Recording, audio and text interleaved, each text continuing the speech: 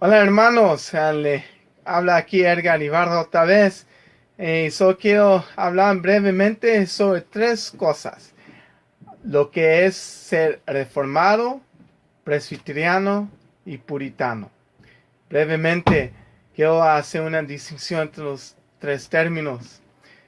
Pues la doctrina reformada o la teología reformada simplemente es un sistema de teología basado sobre las confesiones de fe de las iglesias, sea la confesión bélica o el catecismo de Heidelberg, las tres formas de unidad, los canones de Dort, son basados sobre esos estándares o pueden ser basados sobre los estándares de Westminster. Y esos estándares definen la teología reformada.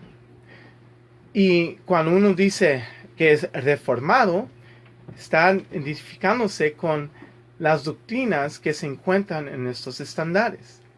Y así que es el sistema entero de esos estándares que las iglesias tomaron como una expresión autoritativa de la fe para distinguirse de otros sistemas de teología, sea de la iglesia de Roma, o los anabautistas, o los luteranos. Y luego, después, los independientes, que también eran reformados en su doctrina, escribieron sus propios estándares para distinguirse de los hermanos presbiterianos. Así que cuando hablamos de ser reformado, estamos hablando sobre el sistema de doctrina que ha sido expresado en estos estándares de las iglesias reformadas. Ahora, es importante saber esto porque hay hermanos en la historia y hoy en día que creen la fe reformada, pero su doctrina de gobernar la iglesia es diferente entre ellos. Hay hermanos que son reformados y creen en su doctrina que se debería gobernar la iglesia en forma de por medio de presbíteros o por ancianos gobernantes, pastores y diáconos, y tener una estructura.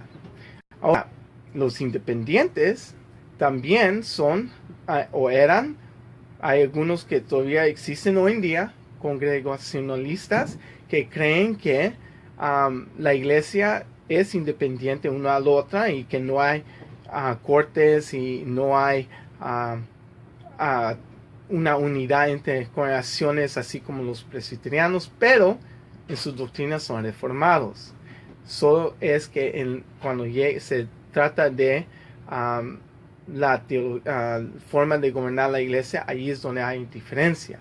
Ahora, para saber esto, no es muy apropiado usar la palabra calvinista, y la razón que yo digo eso es porque por varias razones. Primero, Juan Calvino él mismo no quiso que se usara esa palabra.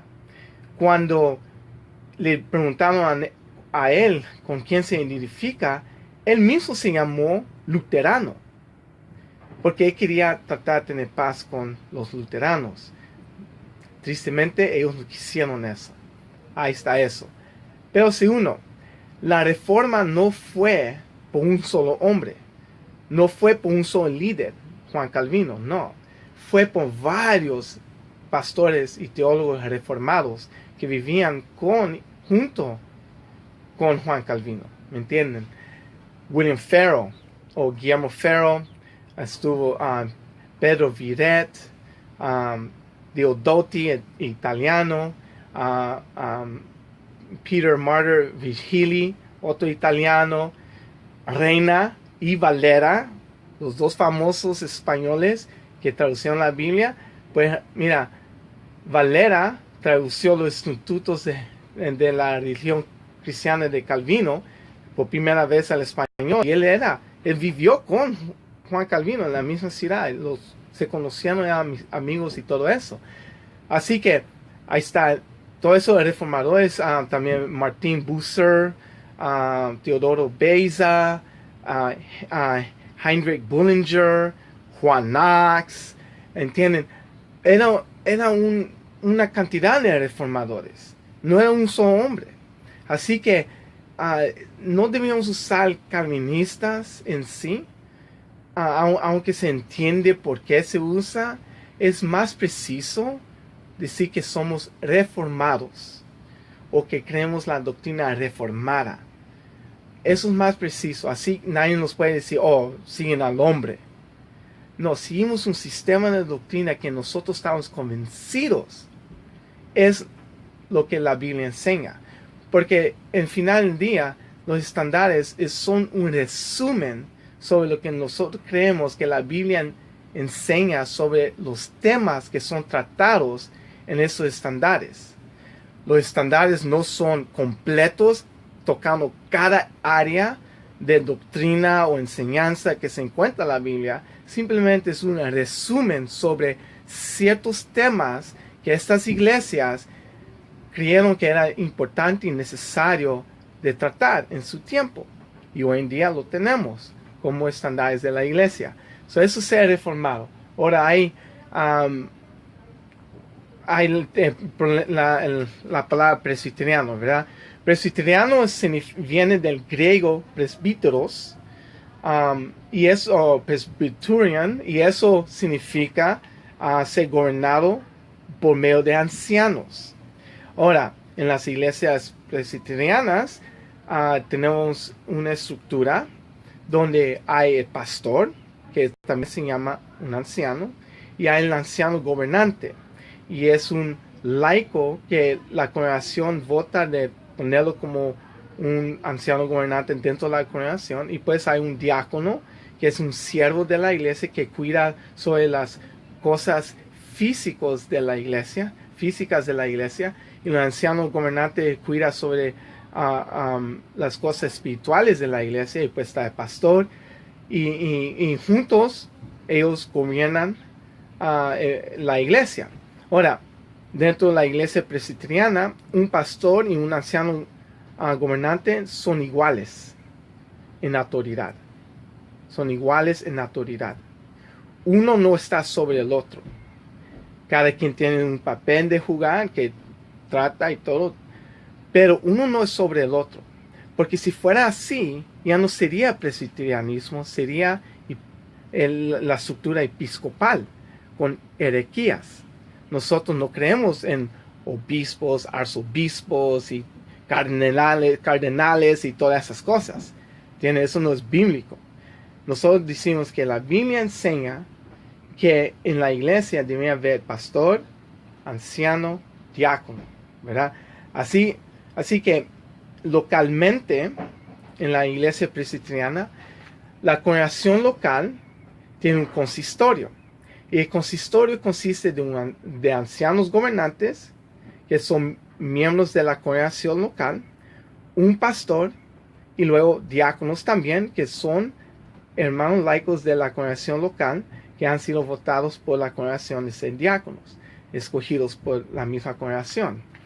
Así que el consistorio consiste del pastor y los ancianos, y luego está los diáconos, pero ellos no son parte del consistorio. El pastor es llamado por la congregación, y el pastor viene a servir la congregación. Normalmente el pastor no es de la congregación inicialmente. Fue llamado de otro lugar y viene a servir. Cuando estás comenzando una obra, eso sí es normal. El pastor ya ha estado allí, tal vez él es quien formó la congregación, y la congregación naturalmente va a decir, queremos que seas nuestro pastor. Y luego entre la congregación, se busca hombres sabios, piadosos, que teman a Dios, que tienen las cualificaciones que se habla en el Nuevo Testamento para ser ancianos. El pastor y los otros ancianos que ya existen examinan a los hombres que han sido elegidos por la congregación, y si se encuentra que ellos sí realmente son calificados para ser ancianos, y la congregación los ha votado para que sean ancianos, son ordenados como ancianos gobernantes y forman parte del consistorio. Y el mismo proceso con los diáconos. Deberían encontrar hombres piadosos que teman a Dios y que tienen un corazón de servir, y son elegidos como diáconos por medio de la congregación, y luego el consistorio hace examen de esos hombres para ver si realmente son calificados para servir la iglesia. Así que así es la estructura de una iglesia presbiteriana localmente. Ahora, sigue también dentro del consistorio. Voy a tratar un poquito más sobre eso. Allí ellos hablan, se reúnen para hablar sobre lo que se tiene que tratar en la congregación, horarios de culto, si quieren planear eventos espirituales para la iglesia, digamos un retiro local solamente para la congregación, o digamos lo que sea, asuntos pues de la congregación que se trate espiritualmente de ellos, apoyo a los hermanos, o si saben que hay una familia, unos hermanos que necesitan más ayuda, ahí es cuando ellos dicen, ¿sabes? Tenemos que llamar a los diáconos que vengan a ayudar para proveer por ellos, ¿entienden? Ahora, también cuando hay casos de disciplina, se trata dentro del consistorio. Si unos hermanos, un hermana ha caído en pecado y no se quiere arrepentir, se trata de eso allí en el consistorio. Y digamos, si hay situaciones donde se tiene que ayudar a una familia espiritualmente y crecer en la fe, y la familia realmente no está receptivo al consejo de los hermanos, pues el consistorio toma pues pasos más para ayudar a esa familia o ese hermano a crecer más en la fe, para pues ver qué se puede hacer para que se junten y estudien más.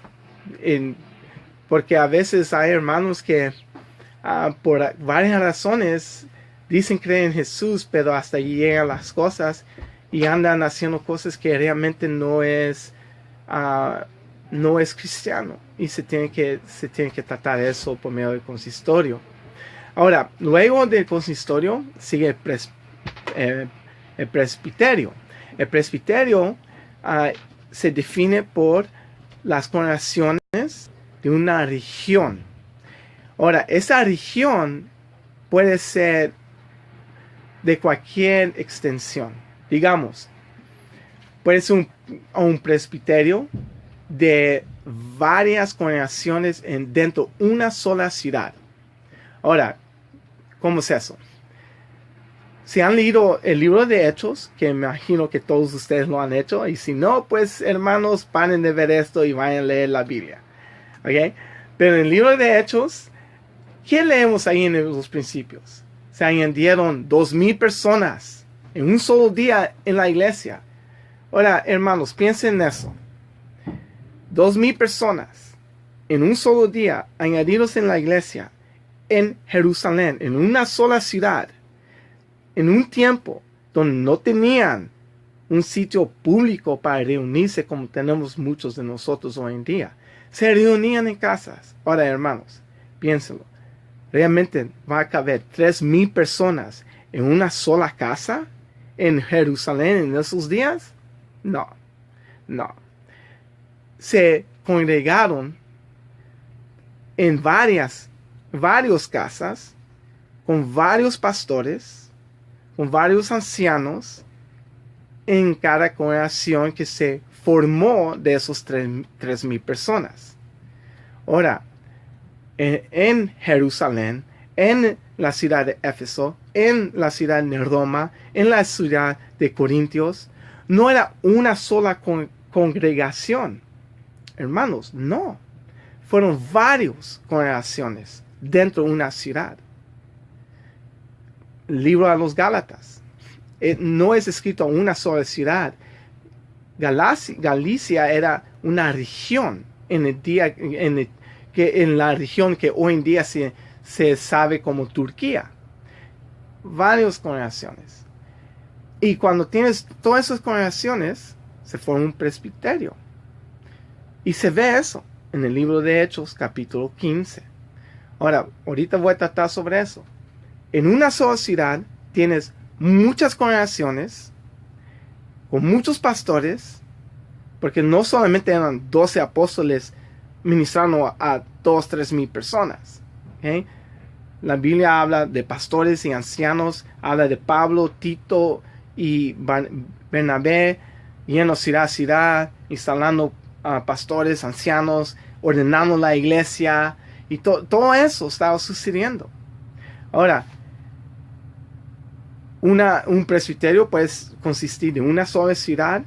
Cuando el Señor ha bendecido de esa manera una iglesia donde tenemos 3,000 personas, miembros en una sola ciudad, y se tienen que dividir entre congregaciones. Porque fíjense, hermanos, un pastor es un hombre, y pues hay los ancianos. ¿Realmente crees que un pastor puede pastorear 3,000 personas? No, es imposible. ¿Cómo va a ir a visitar cada familia y conocer cada familia de una manera más íntima? Conocerlos bien, saber de su vida, su historia, sus luchas. Es imposible, hermano. La iglesia presbiteriana, las iglesias reformadas, no buscan tener 3,000 personas en una sola congregación. No se puede pastorear una familia una congregación así de grande. Lo ideal es como 200 y pico por ahí, y ya. Y luego se comienza otra congregación, y otra congregación, y otra congregación. ¿Me entienden? Así se está promoviendo el evangelio más y más y más. Dentro de una ciudad, dentro de un estado. Porque, mira, esta congregación ya tiene 200, 300, 400 familias. Es tiempo para comenzar otra congregación de la misma iglesia, dentro del mismo presbiterio. Buscar otro pastor, instalar más ancianos, diáconos. Así crece la iglesia, hermanos. Así crece. La iglesia no se cuenta. Una iglesia fiel no es definida porque tienes 3,000 personas en una sola congregación. Una congregación así no está creciendo espiritualmente. Está creciendo en números, y el pastor de esa congregación, su cuenta de banco está creciendo, pero espiritualmente nadie está creciendo. Están creciendo cuando hay una congregación donde el pastor puede pastorear a cada familia, conocer a cada familia y ministrar a cada familia. Ahora, un presbiterio puede consistir de varias ciudades. Digamos, hay una sola congregación en esta ciudad, otra congregación en otra ciudad, y en otra ciudad, o en otro estado. Puede ser a 100 kilómetros de aquí, 200, 300, 400 kilómetros de una ciudad a otra, y así. Y todas esas congregaciones dentro de la iglesia se forman en una región como un presbiterio, donde los pastores y los ancianos pueden viajar a un lugar central una vez o 2 veces o 3 veces al año, como sea, como ellos quieran, para viajar, convocar y tratar sobre los asuntos de las congregaciones dentro del presbiterio de esa región. ¿Okay? Un presbiterio puede ser un país entero. En mi denominación, The Reformed Presbyterian Church of North America, o la Iglesia Reformada Presbiteriana de Norteamérica, tenemos un presbiterio que es todo el país de Japón. Todo el país de Japón es un solo presbiterio. ¿Okay? Y es internacional, aunque nosotros decimos que somos de la iglesia norteamericana, tenemos un presbiterio en Japón. Y las razones son varias, hay varias razones por eso, pero no es contra las escrituras, porque los ancianos, los pastores del sínodo, y los pastores y ancianos de ese presbiterio en Japón así quieren que el arreglo sea por el momento. Cuando ellos sean más estables y tengan los recursos más firmes, luego se hacen su propio sínodo y su propia iglesia nacional en Japón. Pero hasta entonces son parte de nuestra denominación, parte de nuestra denominación norteamericana. No hay nada abnormal de eso. Ahora, es un presbiterios. A veces, hermanos, cuando uno va a comenzar una misión en un país extranjero, tal vez donde nunca has oído el evangelio, y se comienza a formar una congregación, y hay hermanos creyendo la fe reformada y vinieron a Cristo, es lo que quise decir. Se están creyendo en el evangelio, me distraí, vi algo, me distrayó. Están creyendo en el evangelio y están llegando a Cristo, están convirtiéndose y de repente ya tienes una congregación. Luego necesitas encontrar hombres con la capacidad de gobernar la iglesia local, la congregación. Luego un pastor. Y ahora tienes una congregación que se ha formado en el extranjero. Y luego el Señor te bendice y comienza otra congregación y otra congregación. Ahora, hermanos, por el momento, ¿quién está cuidando de esa congregación que está en el extranjero? Porque el misionero o ese equipo de misioneros a veces no es suficiente. Lo que necesita es un presbiterio del otro país tomar responsabilidad sobre esa obra misionera que se está formando para ver su bienestar. O puede ser que el sínodo de la iglesia tome encargo sobre esa congregación que se ha formado hasta que se pueda establecer y ser su propio presbiterio en ese país. Y luego con la misión del Señor se hacen su propio sínodo y luego se hace una iglesia. Y cuando ya llega a ese nivel de sínodo, ya se ha hecho una iglesia nacional indígena de ese país. Y eso es el meta. Ese es el meta de las iglesias reformadas. El sueño de los pastores reformados desde el principio ha sido una sola iglesia nacional en cada país que se adhiere a la teología reformada, porque la teología reformada es la verdadera religión. ¿Sí? Ahora, no es estas cosas de tener 10 diferentes denominaciones. Hermanos, es una iglesia nacional que se adhiere a los estándares de la fe reformada, sea los estándares de las 3 formas de unidad o los estándares de Westminster. Una u otra. Bueno, ese es el deseo. Mi denominación quiere ver, pues, una iglesia reformada presbiteriana establecida en cada país. Eso es el deseo, ese es el sueño, eso es lo que anhelamos, eso es lo que deseamos, eso es lo que buscamos, eso es lo que obramos para lograr ver, por la gracia del Señor, por la fuerza del Señor, que nos guíe para lograr eso. Eso ha sido siempre en meta de los presbiterianos, siempre, desde el principio, siempre. Ahora, ¿qué es un puritano? Okay. Hay mucha confusión sobre esto y yo entiendo por qué. Mira, en Estados Unidos los puritanos hoy en día pues piensan puritano y piensan, queman a brujas, andan quemando brujas y ¿qué más? No saben mucho del mundo y tienen raras prácticas de religión y cosas así. Mira, tal vez ustedes no saben esto, pero cada miembro de la Asamblea de Westminster, los que escribieron los estándares de Westminster, ¿verdad? Mira la foto de ellos, ¿verdad? Mira. Cada uno de ellos fue un puritano. Cada uno. Puritanos, presbiterianos y puritanos independientes. ¿Qué es un puritano? Pues Un puritano es alguien que forma su vida alrededor de la fe reformada. Un puritano es alguien que logra de vivir su vida diariamente según la fe reformada. Puritano significa buscando la pureza de las escrituras y vivirlas. Un puritano no se va y se esconde del mundo. Un puritano no se esconde en el gobierno. Un puritano no anda viviendo en una casa donde no hay electricidad. ¿Okay?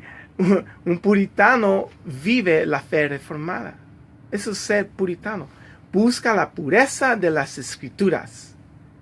Es la vida, es la aplicación de la doctrina sola escritura en la vida.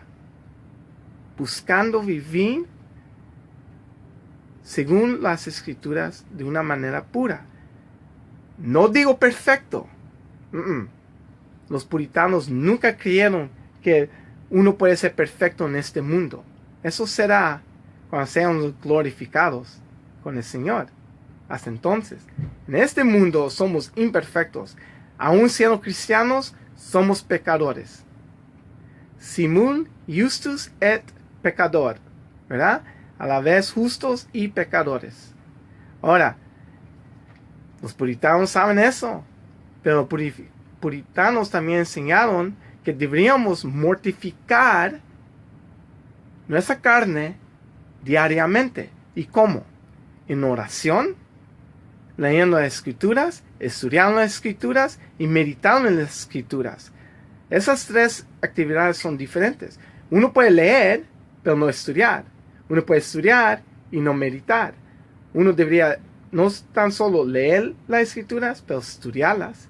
Y cuando lo haya leído, estudiado, meditar en las escrituras durante el día. Puedes estar cocinando tus tocino, puedes estar preparando tu torta, limpiando el baño, ayudando a tu esposa a lavar los trastes, hombres, ojos, ayudando a la esposa a lavar los trastes y meditar en las escrituras. ¿Entienden? Orar. Uno puede estar orando a un lado de su cama por una hora o puede pasar el día orando. ¿Cómo? Cuando estás ayudando a tu esposa a limpiar la casa, puedes estar orando. Cuando estás trabajando, puedes estar orando. El puritano es tomando la fe reformada, la doctrina reformada y viviéndola.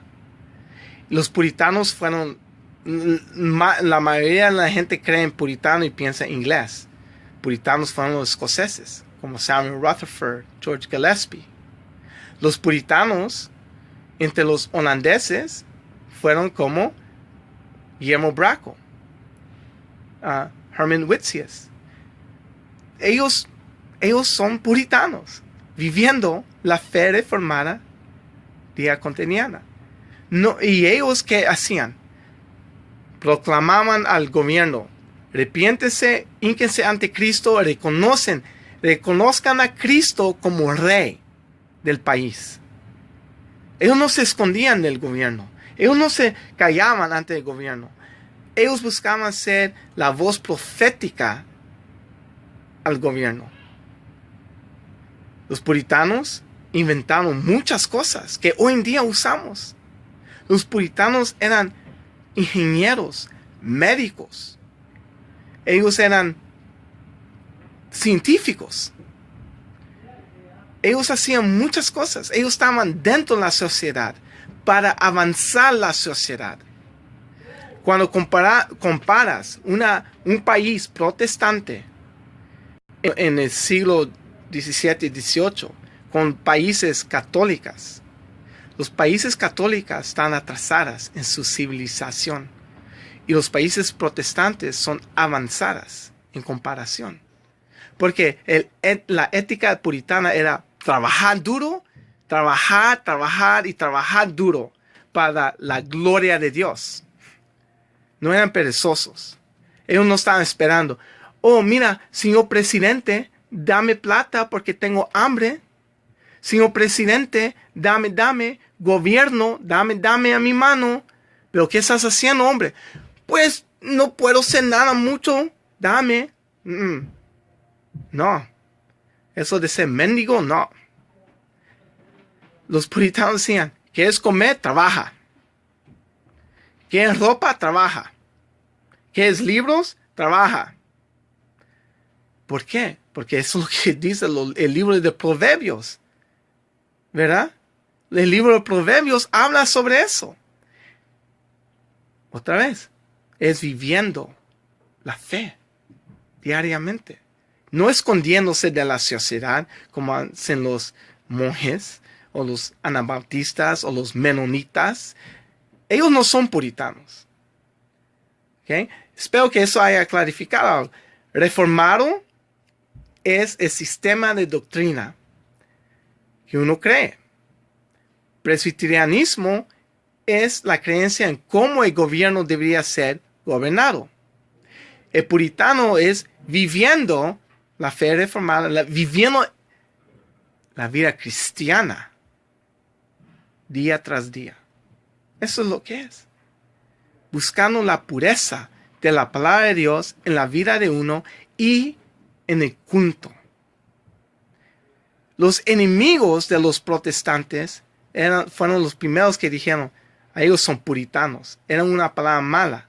Son puritanos, quieren pureza. Eso es todo. Eso es lo que era. Porque buscaban pureza en la adoración. Y eso es lo que debemos hacer nosotros hoy en día. ¿Verdad? Buscar la pureza de las escrituras aplicadas en nuestras vidas. No para perfección, sino para santificación. Eso es lo que debemos perseguir todos los días. Ser santificados. Matar al hombre viejo. Ser santificados. Vivir un día, cada día, a la gloria de Dios. Buscar la gloria de Dios en la vida. En todo lo que haces. Como dice Pablo, en todo lo que hagas, hazlo a la... ¿Qué? Para la gloria del Señor. No para placer al hombre. Así que lo que necesitamos son iglesias que se apegan a las escrituras. Y como sabemos, cada grupo cristiano tiene una confesión de fe. Cada uno. Hasta los que dicen que no tienen denominación. Ellos tienen una confesión de fe. Tal vez no es tan preciso como los estándares de Westminster o las 3 formas de unidad. Pero ellos tienen confesión. Pueden decir, oh, no tengo denominación. No soy parte de una denominación. Ok. ¿Bautizan bebé? No. ¿Por qué no? Porque no creemos en eso. ¿Por qué no? Porque creemos que solo un adulto debe ser bautizado. ¿O de veras cómo saben eso? Por lo que dice la escritura. Ah, ahí está tu confesión de fe sobre el bautismo. Han dado una confesión de fe. Un estándar sobre el bautismo. ¿Creen en el presbiterianismo? No, porque creemos que la congregación debería ser gobernada por sí mismo y que un corte más alto no tiene nada que ver con nosotros. Confesión de fe allí sobre cómo gobernar la iglesia. ¿Qué creen en? ¿Quién es Jesucristo? ¿Es Jesucristo el Dios hombre? ¿O simplemente Dios? ¿O simplemente hombre? Tu respuesta es tu confesión. Tu respuesta es tu doctrina, tu creencia en quién es Jesús, en quién es Dios, en quién es el Espíritu Santo, qué es la Biblia, cómo debíamos vivir. Todo eso, cuando uno pregunta, ¿cómo deberíamos hacer esto o el otro? La respuesta es la confesión o creencia doctrinal de uno. Por eso es mejor tener un estándar que es preciso y exacto, con los estándares de Westminster. Una iglesia que tiene un estándar fijo es más protegida, más estable y más firme que una iglesia que no lo tiene. Porque todos van a saber van a tener una unidad de fe. Bueno, lo que debíamos levantar es iglesias reformadas presbiterianas. Yo lo voy a decir, porque soy miembro de uno, ¿verdad? Debemos buscar levantar iglesias reformadas presbiterianas en cada país. Nuestra forma de vivir debía ser para la gloria de Dios todos los días. Todos los días. Que hayan llamado puritano, no importa. Hermanos, no importa. Que usar el término puritano, no importa. No lo usen si no es aceptado en su sociedad. Simplemente sepan lo que fueron los puritanos, lo que ellos realmente eran y creyeron y por qué. Para que no tengan esa confusión entre ustedes. Si no lo quieren usar, bien. Si lo quieren usar, bien. Mientras que no lo usen como un palo para pegar a los hermanos. ¿Entienden? Pegar a los hermanos que tal vez no entiendan o no quieran usar esa palabra. Y si lo quieren usar, tampoco lo vayan a pegar por eso. ¿Entienden? Es de dos lados. La calle corre de dos caminos, ¿verdad? Va para adelante y va para acá. No hagan eso. Puritanismo es eso que acabo de explicar. Pero es mejor tal vez usar la palabra reformado. Soy reformado. Soy reformado yo. Esa es mi doctrina. Esa es mi creencia. Ese es mi estándar. Ser reformado. Y yo creo que los estándares de Westminster realmente resumen las doctrinas de la Biblia. La Biblia es la autoridad. Es la autoridad. Estándares solamente te ayudan a codificar y explicar las doctrinas que se encuentran en la Biblia según los temas que se tratan. Simplemente, no más que eso. Nunca podemos poner los estándares de Westminster encima de la Biblia. Eso no se hace. La Biblia es la autoridad. La Biblia determina quién es Dios, no la iglesia. Ojo, la Biblia determina lo que la iglesia debería enseñar, no la iglesia determinando lo que la Biblia o nosotros debemos creer. La Biblia determina. La iglesia debería estudiar la Biblia para ver lo que enseña y pues escribirlo y decir, es lo que creemos que la Biblia está enseñando. Y es un resumen para unificar a los hermanos, para que los hermanos estén unidos.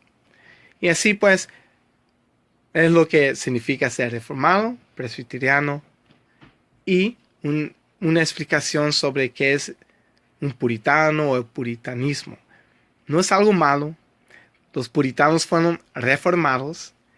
Algunos eran presbiterianos y otros fueron independientes. Es todo. Ellos eran reformados. Como dije, cada uno de los miembros de la Asamblea de Westminster fueron puritanos. La mayoría de ellos fueron presbiterianos, otros tantos fueron independientes y unos tantitos más chiquitos fueron erastianos. Eso es todo. Simple. ¿Ok? Espero que eso ayude. Espero que esas explicaciones les haya ayudado, hermanos. Me pueden comentar si tienen duda o quieren que yo explique más sobre algo que he dicho. Aquí estoy para apoyarlos, hermanos. Yo soy miembro de un comité de mi sínodo. El comité se llama en español Comité a Centro y Sudamérica. El deseo de nosotros encontrar hermanos que tengan doctrinas similares a nosotros, colaborar con ellos, apoyarlos y donde se puede levantar obras misioneras, plantar iglesia si es posible o para que se unan con nosotros. Porque el deseo es, como dije, levantar iglesias reformadas presbiterianas en cada país. Ya tenemos, nosotros fuimos fundados por los mismos presbiterianos que vinieron de la Asamblea de Westminster. La iglesia de Escocia plantó una iglesia en Irlanda y los misioneros de Irlanda que vinieron a Estados Unidos plantaron a mi denominación en 1741. Mi denominación tiene más edad que los Estados Unidos. Y tenemos iglesia en Australia, se llama la Iglesia Reformada Presbiteriana de Australia. Tenemos Ya dije, Escocia, Irlanda, Estados Unidos, Canadá es parte de nuestro presbiterio, Japón parte de nuestro presbiterio, y hay otras obras que son parte de nosotros. Así que ahora queremos hacer lo mismo en Latinoamérica. Buscamos eso en Latinoamérica. Buscamos plantar iglesia reformada presbiterianas en Latinoamérica. Esa es nuestra meta. Hermanos, gracias por su atención. Espero que les haya ayudado en algo. Otra vez, si me quieren comunicar, adelante, hermanos. Si quieren comunicarme públicamente en el Facebook o por privado, ahí están. Ya pueden enviarme lo que quieran, preguntas, comentarios, lo que sea. Y estamos en comunicación, hermanos. Que el Señor les bendiga a todos ustedes. Sigan creciendo en la fe, estudien y no dejen de olvidar de proclamar el Evangelio a cada persona. Y si no saben cómo hacerlo, estudien eso primero antes de doctrinas más profundas. Si no saben cómo compartir el Evangelio, no tienen por qué estar buscando doctrinas sobre la escatología. Eso no va a ayudar a nadie. Primero el Evangelio. Porque hay un mundo perdido y muerto que necesita a Jesucristo como Señor y Salvador. Buenas noches, hermanos. Hasta la próxima.